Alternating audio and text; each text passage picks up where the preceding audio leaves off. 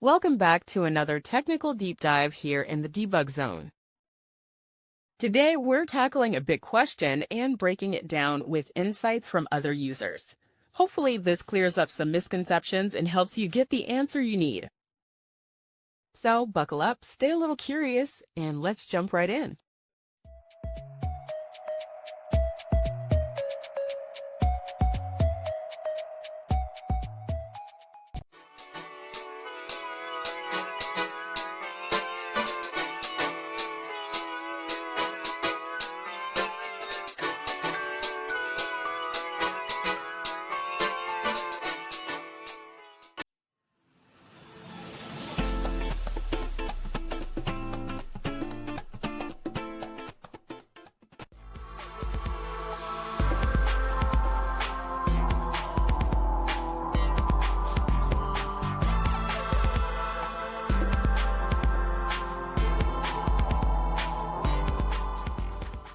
And that's a wrap.